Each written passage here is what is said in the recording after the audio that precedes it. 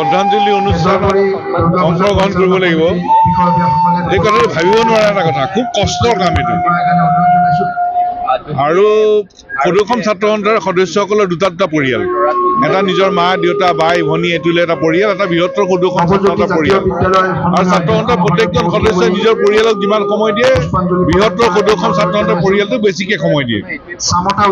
মাধুৰ্য নোহোৱা হ'ল, সদৌসম ছাত্ৰ সন্থাৰ পৰিয়ালৰ এজন নোহোৱা হ'ল। মাধুৰ্য পিতৃ মাতৃয়ে একমাত্ৰ সন্তানক হেৰুৱাইছে। সেই মৰ্ম বেদনা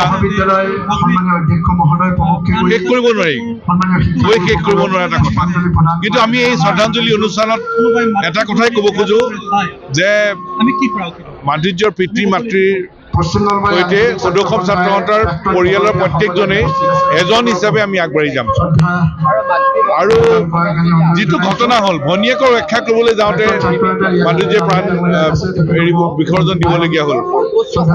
তাত যিটো যে লাভ জাহেৰৰ কথা আহিছে, ড্ৰাগছৰ কথা আহিছে, এইবোৰ যাতে সমাজত কোনোদিনে স্থান নাপায়, তাৰ কাৰণে মাধুৰ্যৰ স্মৃতিত এটা স্মৃতিস্তম্ভ ইয়াত নিৰ্মাণ কৰাৰ ব্যৱস্থা কৰাটো উচিত, যাতে প্ৰতিটো সময়তে সমাজত এই কথাটো সজীৱ হৈ থাকে যে আমাৰ সমাজত এনেধৰণৰ কথাৰ কোনো স্থান নাই, এনে অসামাজিক কথাৰ কোনো স্থান নাই।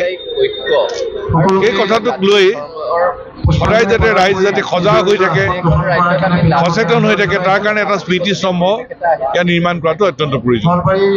শ্ৰদ্ধাঞ্জলি অনুষ্ঠানত অংশগ্ৰহণ কৰিব লাগিব।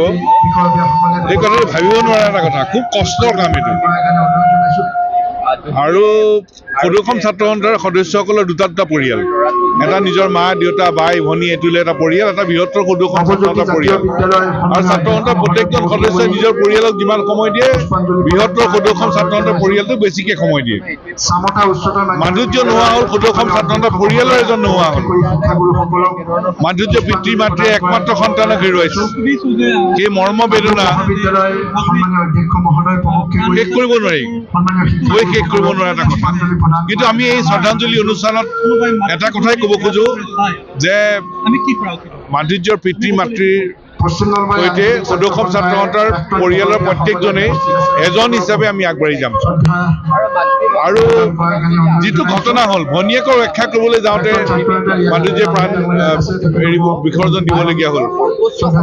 তাত যিটো যে লাভ জাহেৰৰ কথা আহিছে, ড্ৰাগছৰ কথা আহিছে, এইবোৰ যাতে সমাজত কোনোদিনে স্থান নাপায়, তাৰ কাৰণে মাধুৰ্যৰ স্মৃতিত এটা স্মৃতিস্তম্ভ ইয়াত নিৰ্মাণ কৰাৰ ব্যৱস্থা কৰাটো উচিত, যাতে প্ৰতিটো সময়তে সমাজত এই কথাটো সজীৱ হৈ থাকে যে আমাৰ সমাজত এনেধৰণৰ কথাৰ কোনো স্থান নাই, এনে অসামাজিক কথাৰ কোনো স্থান নাই। এই কথাটোক লৈ সদায় যাতে ৰাইজ যাতে সজাগ হৈ থাকে, সচেতন হৈ থাকে, তাৰ কাৰণে এটা স্মৃতিস্তম্ভ ইয়াত নিৰ্মাণ কৰাটো অত্যন্ত প্ৰয়োজন।